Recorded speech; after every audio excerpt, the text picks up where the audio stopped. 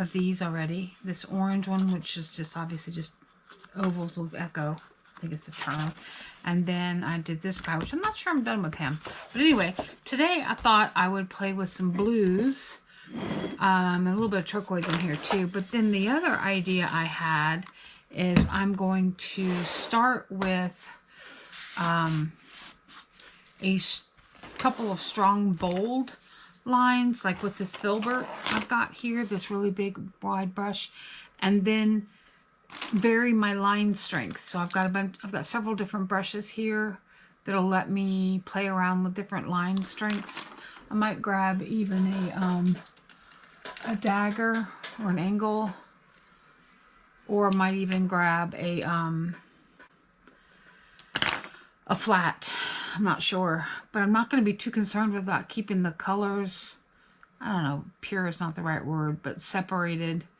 And we're just gonna play. And I've already wet this to kind of make a little soup going on here. And so the idea is, do I want to do angular or do I want to do curve? That is the decision, and that's why I'm poised with this brush. I think I'm gonna go curved. I did angular last time. What I'm also looking for from myself is a more consistent line width.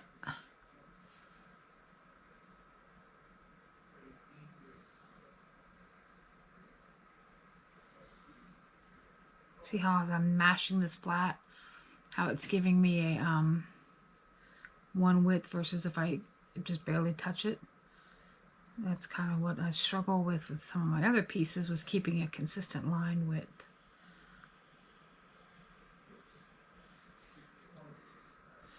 And then of course my brush runs out of water and ends up dry and pigment, so it ends up dry brushing a bit towards the end of your line. And so then it's a question of then how much do you go back and not doctor it, but you know, backfill it,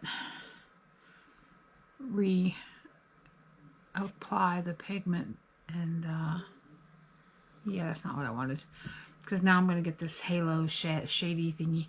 Okay, so we're going to keep this real time this time instead of time-lapse, because I think it's going to be, not important, that's not the word, but I think it's going to be interesting to see kind of what we come up with. Now this brush is a Simply Simon's number 6.